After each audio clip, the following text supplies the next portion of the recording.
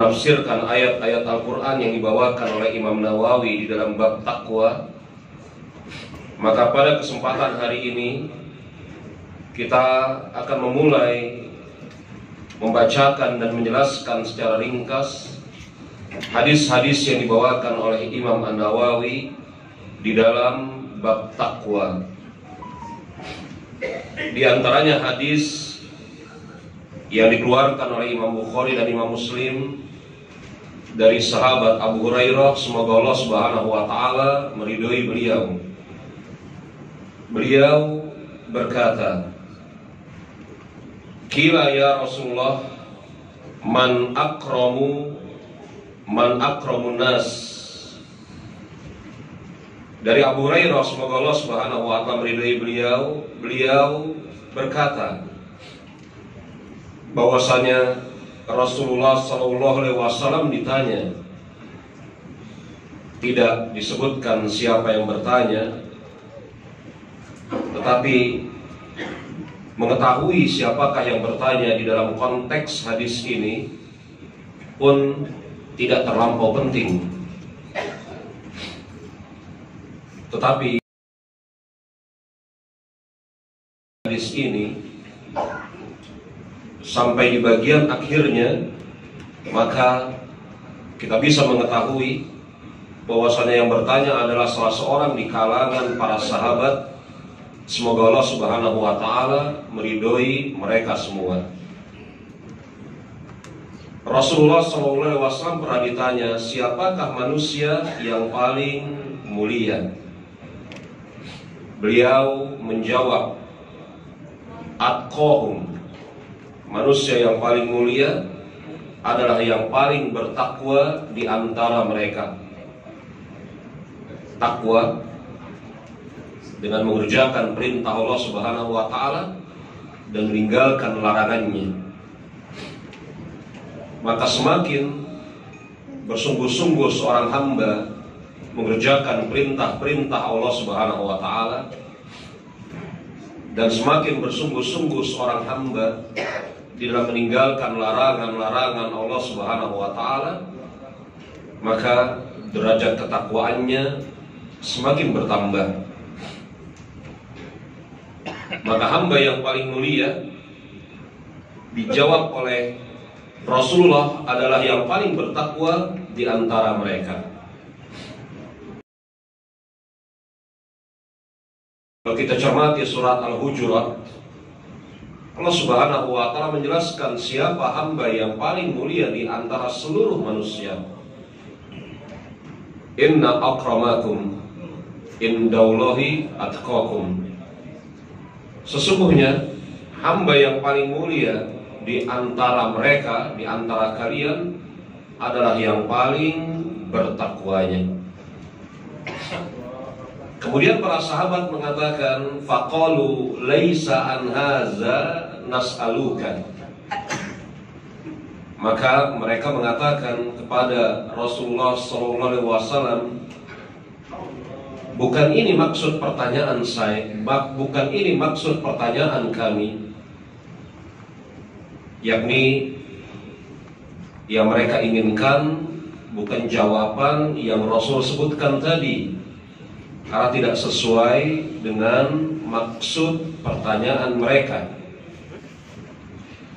Maka Rasulullah SAW mengatakan, Fayusufu Nabiullah ibnu Nabiullah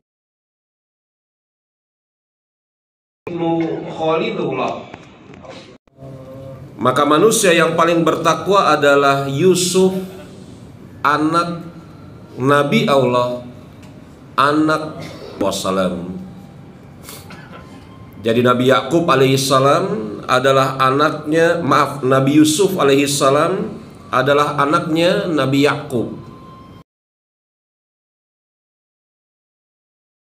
anaknya Nabi Ishak, dan Nabi Ishak alaihissalam adalah anaknya Nabi Ibrahim alaihi wassalatu wassalam. Jadi manusia yang paling mulia, kata Rasulullah SAW, adalah Yusuf ibnu Nabiullah ibnu Khalilullah, Yusuf bin Yakub bin Ishak bin Ibrahim alaihi wassalam.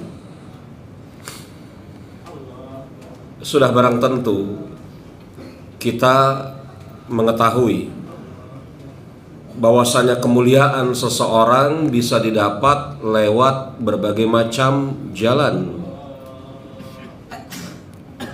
Maka ketika Rasul ditanya siapa hamba yang paling mulia, beliau tidak sebutkan yang pertama kali yang paling mulia adalah Yusuf bin Yakub bin Ishak bin Ibrahim. Para ulama menyebutkan di antara alasannya adalah bahwasanya kemuliaan yang didapatkan dengan sebab ketakwaan itu lebih utama dibanding kemuliaan yang didapatkan lewat jalur yang lain. Jalur yang lain itu bisa jadi kedudukan, jalur yang lain itu bisa jadi harta, bisa jadi yang selainnya dan yang sebagainya. Maka ketika Rasul ditanya siapa hamba yang paling mulia, maka beliau langsung menjawab yang paling bertakwa di antara kalian. Ini tidak menutup mata bahwasanya kemuliaan seseorang bisa didapatkan lewat berbagai macam jalan. Makanya ketika Rasulullah SAW mewasiatkan para pemuda tentang bagaimana tata cara mereka untuk memilih jodoh seorang wanita, Rasul mengatakan tunkihal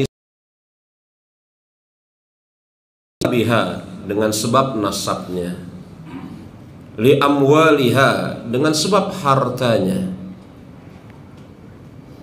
wabidiniha dengan sebab agamanya. Jadi wanita itu dinikahi, pada umumnya seorang laki-laki menikahi seorang wanita tidak lepas dari salah satu di antara 4 hal inilah yang mereka cari.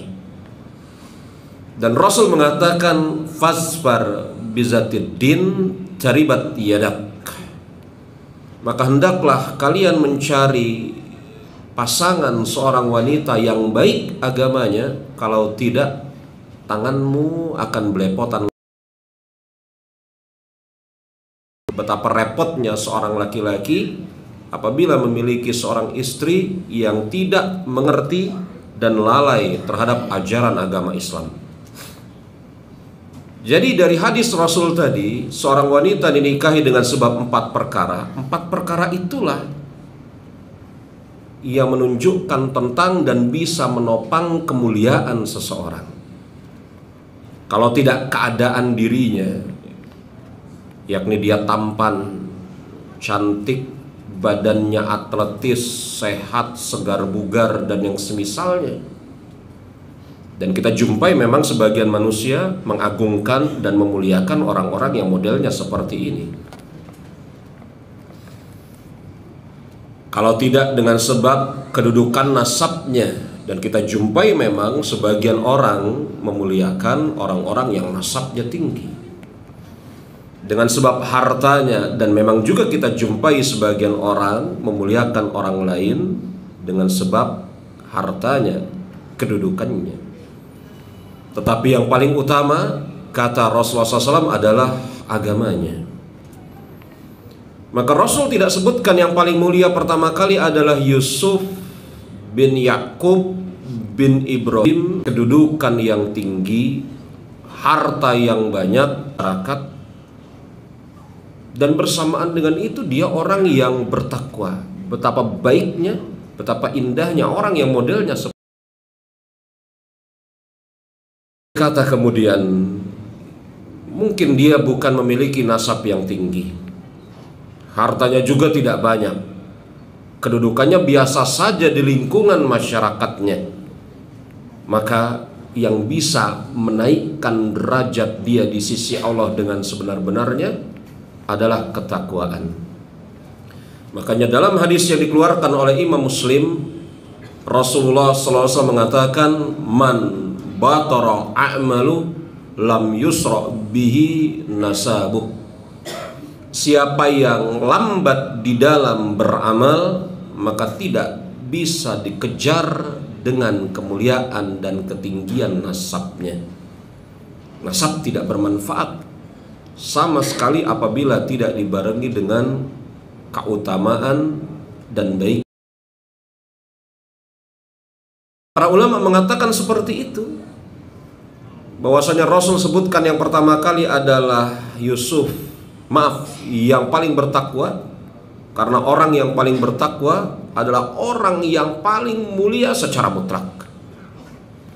Kemudian para sahabat kembali bertanya, Rasul menjawab dengan jawaban yang para sahabat kembali bertanya dengan pertanyaan yang sama, dan Rasul kemudian menjawab dengan kembali para sahabat mengatakan, bukan dengan itu maksud kami bertanya, wahai Rasulullah. Maka Rasul mengatakan, fa'an ma'adil Arab dari pertanyaan kalian ini adalah orang-orang, yakni pembesar-pembesar Arab.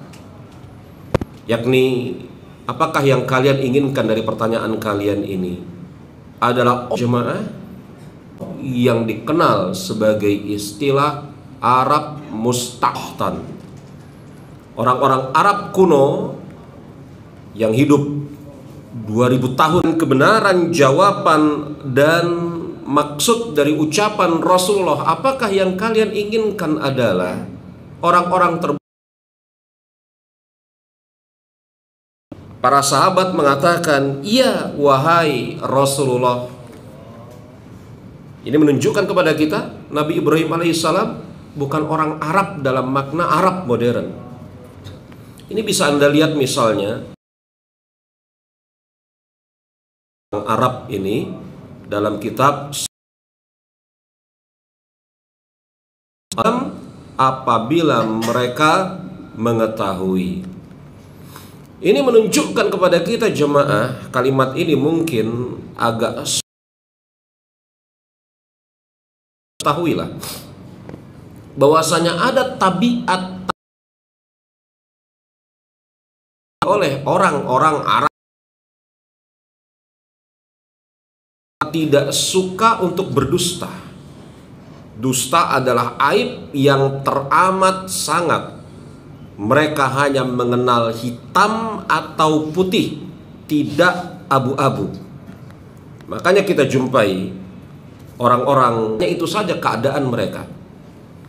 Tidak ada rombongan abu-abu yang ada di Mekah. Rombongan abu-abu ini hanya dikenal di Madinah. Rombongan abu-abu ini yang menampakkan keislaman secara zahir dan menyembunyikan kekufuran di dalam hati, inilah kaum munafik. Dan kenapa kemudian orang-orang di Madinah ada yang terindikasikan sebagai orang-orang munafik? Karena mereka bergaul dengan orang-orang Yahudi dan orang-orang Nasrani, tercemar dengan sikap dan sifat orang-orang Yahudi dan orang-orang Nasrani. Bagi mereka untuk berdusta. Kalau mereka setuju, mereka katakan iya. Kalau mereka tidak setuju, mereka katakan tidak. Tidak dikenal, yakni dermawan. Kedermawanan mereka maklum. Kedermawanan mereka dimaklumi. Mereka suka menjamu tamu, suka kemudian melakukan pesta besar-besaran kalau kemudian ada orang-orang. Anda bahwasanya khamr yang kita kenal pada hari ini itu merupakan pelesetan dari karam, dan karam itu artinya adalah mulia, memuliakan. Jadi orang-orang Mekah apabila kemudian kedatangan orang-orang penduduk negeri lain ke kota mereka, mereka muliakan, mereka hidanglah karena maklum. Jadi orang-orang Mekah bukan hanya memiliki sifat-sifat yang jelek saja, mereka memiliki sifat-sifat yang terpuji juga. Iya, sudah barang tentu mereka juga memiliki sifat-sifat yang tercela. Apa kata Rasulullah SAW? Sebaik-baik orang-orang Arab adalah yang memiliki kebaikan-kebaikan pada masa jahiliyah. Ini menunjukkan bahwasanya orang-orang terbaik dari kalangan Arab adalah yang baik pada masa jahiliyah, dan setelah memeluk agama Islam pun sikapnya baik dan terpuji. Ini menunjukkan kepada kita jemaah rahimani wa rahimakumullah, seseorang yang kemudian mengarungi masa lalunya misalnya di atas keburukan, tetapi bersamaan dengan itu dia memiliki sikap-sikap dan sifat-sifat yang baik, maka setelah misalnya dia berubah, bertaubat, jangan sekali-kali sifat-sifatnya yang baik dan terpuji itu dia tinggalkan. Saya ambil contoh. Ada sebagian di antara kaum muslimin ketika kemudian tidak atau belum mengerjakan sholat, ini buruk. Tapi kemudian dermawan, suka membantu. Kemudian dia sadar bahwasanya meninggalkan sholat adalah perkara yang tercela. Bersamaan dengan itu sayang, suka membantunya, dia tinggalkan, mencederai pertaubatannya. Seseorang yang memiliki sifat-sifat yang baik, kemudian setelah itu dia bertaubat dari kemaksiatan-kemaksiatannya, maka jangan sekali-kali sifat-sifat yang baik yang dia kerjakan sebelum dia bertaubat dia tinggalkan. Seharusnya kemudian dia terus kerjakan. Ini sebagian kaum muslimin ada yang seperti itu. Ada yang seperti itu. Dia tinggalkan sifat baiknya dengan sebab dia bertaubat. Suka mendatangi keluarganya, berziarah, menyambung tali silaturahim. Ini baik. Pada zaman dahulu kala dia suka berziarah, menyambung tali silaturahim dengan keluarganya, dan ini baik. Kemudian dia sadari bahwasanya hidup dia ada yang kurang. Dia ingin memperbaiki keadaan dirinya, dia berubah, dalam istilah yang lain, hijrah, bertaubat. Apa yang terjadi? Dia tinggalkan keluarganya.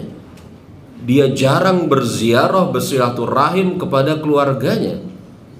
Ini sesuatu yang mencederai proses taubatnya, menodai apa yang namanya hijrah. Hijrah itu menuju ke arah yang lebih baik, bukan meninggalkan sesuatu yang baik yang telah dilakukan sebelumnya. Ini hal yang harus kita cermati.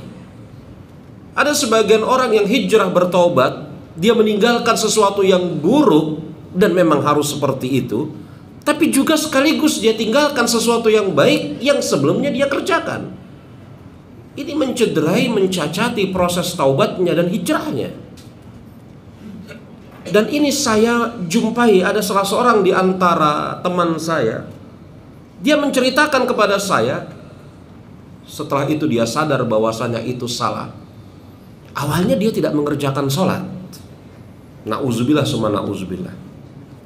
Awalnya dia tidak mengerjakan sholat. Kemudian dia mulai mempelajari tata cara sholat yang benar. Ya, dia mulai mempelajari tata cara sholat yang benar. Dia mulai resapi makna-makna bacaannya, makna-makna gerakannya, hingga sholatlah dia. Bagus.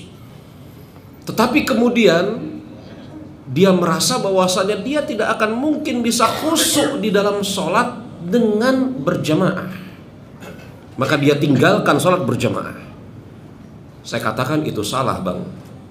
Alhamdulillah, dengan diskusi, dengan ngobrol, dia menyadari itu kesalahan, dan kemudian dia mulai berusaha untuk mengerjakan sholat berjamaah. Dia merasa bahwasanya sholat berjamaah, dia mengerjakan sholat, tapi dia tinggalkan sesuatu yang lain. Berjamaah dia suka sholat sendirian, dia tidak suka sholat bersama kaum muslimin. Bahkan na'udzubillah min zalik, dia tidak suka mengerjakan sholat Jumat. Anda bayangkan, dia ganti dengan zuhur karena dia merasa tidak bisa memahami dan mengerti dan menghayati kalau dalam keadaan ramai. Maka jamaah, seseorang yang kemudian berubah menjadi lebih baik, bertaubat hijrah, itu dari sesuatu yang buruk dia tinggalkan. Bukan berarti dia meninggalkan yang buruk, sekaligus yang baik juga dia tinggalkan. Makanya Rasul mengatakan yang terbaik di antara kalian adalah orang-orang yang terbaik di antara kalian pada masa jahiliyah. Berarti tidak setiap tabiat orang-orang pada saat itu semuanya tercela. Ada sikap-sikap, perbuatan-perbuatan baik yang mereka lakukan, dan yang terbaik di antara mereka adalah yang terbaik pada setelah mereka memeluk kepada kita akan kebenaran apa yang saya ucapkan tadi, bahwasanya tidak layak seorang muslim, seorang hamba yang dia berubah menuju ke arah yang lebih baik, dia tinggalkan kemaksiatannya sekaligus dia tinggalkan amal-amal baiknya. Dan ini terjadi. Ini tidak layak, tidak pantas. Makanya Rasul ketika ditanya siapa yang terbaik dari kalangan orang-orang Arab, yang terbaik dari kalangan orang-orang Arab adalah yang terbaik pada masa jahiliyah, dan setelah mereka memeluk agama Islam, mereka menjadi hamba-hamba Allah yang juga terbaik. Kalau kemudian dibawa, diproyeksikan terhadap kehidupan kita sehari-hari, maka yang terbaik di antara kita adalah orang-orang yang pada masa dahulu kala, ketika na'udzubillah min zalik, kita mungkin masih bergelimang dalam perbuatan dosa, kita tidak tergerak lagi soleh, kita meninggal, tapi bersamaan dengan yang tertentu. Maka yang terbaik di antara kita adalah yang meninggalkan keburukan-keburukan pada zaman dahulu kala yang pernah kita kerjakan. Kebaikan-kebaikan yang pada zaman dahulu kala yang pernah kita kerjakan, hari ini kita kerjakan, dan seterusnya kita kerjakan, tidak kita tinggalkan. Hadis yang berikutnya, hadis di mana Rasulullah al-huda wa tuqa wal afafa wal ghina. Ini doa yang sering sekali dipanjatkan oleh Rasulullah Sallallahu Alaihi Wasallam, khususnya ketika tasyahud sebelum salam.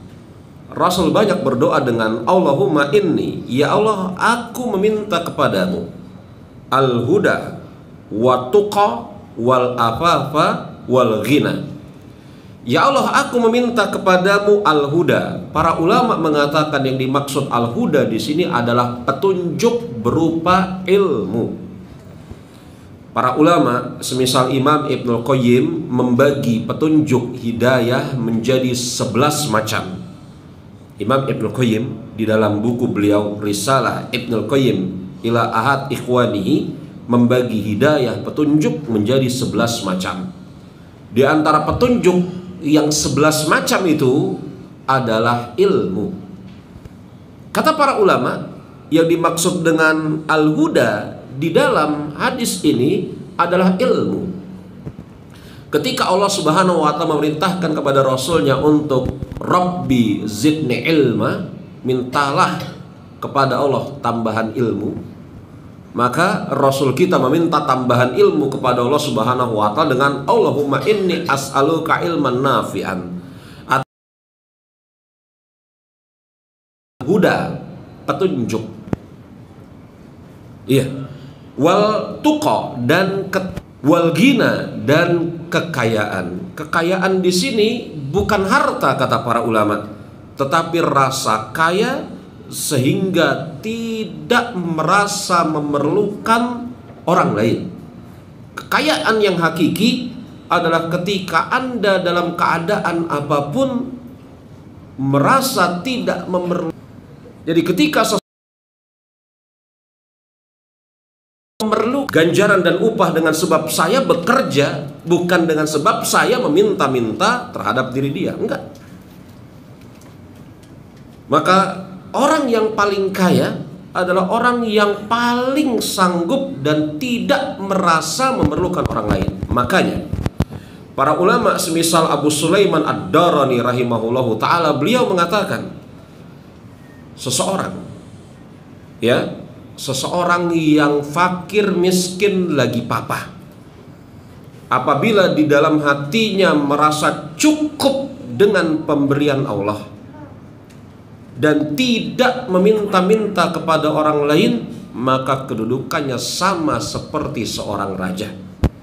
Rasul meminta kepada Allah Subhanahu wa ta'ala agar diberikan petunjuk berupa ilmu, ketakwaan, penjagaan diri, serta rasa kaya, rasa kecukupan. Buktinya dia meminta kepada Allah Subhanahu wa ta'ala. Ini menunjukkan kepada kita Rasulullah SAW tidak boleh dimintakan sesuatu yang bukan menjadi haknya untuk memberi. Tidak bisa dan tidak boleh diminta kepada beliau sesuatu yang bukan menjadi. Kalau seseorang kemudian meminta kepada Allah berupa ketakwaan, memang hak dan Allah Subhanahu wa ta'ala mampu memberikan seorang hamba ketakwaan.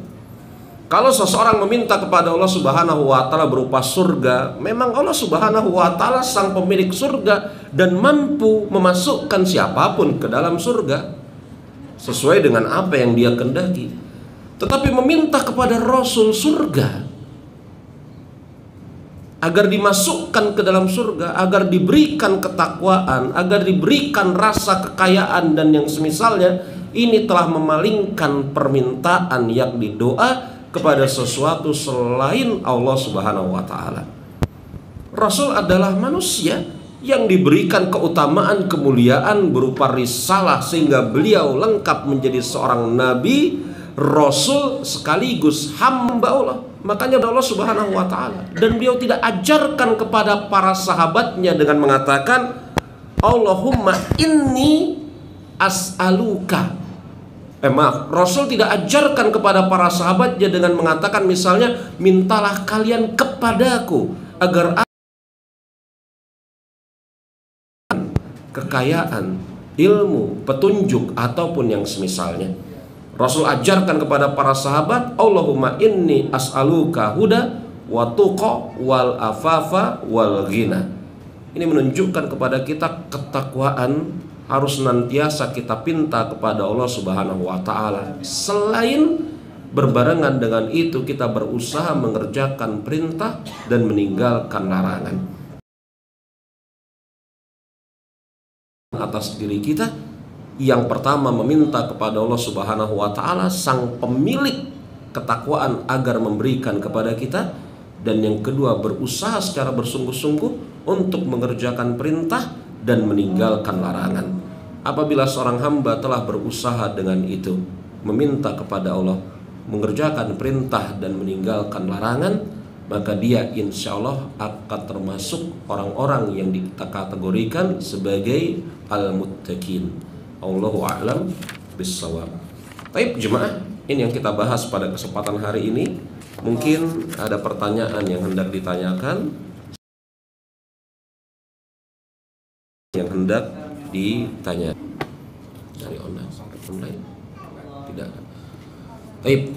Apabila tidak ada pertanyaan yang hendak ditanyakan, kita rasa kita cukupkan sampai di sini pertemuan kita di kesempatan hari ini. Saya katakan yang benar datangnya dari Allah Subhanahu wa ta'ala, sedangkan kesalahan datang dari diri saya pribadi. dan saya mohon ampun kepada Allah Subhanahu wa taala.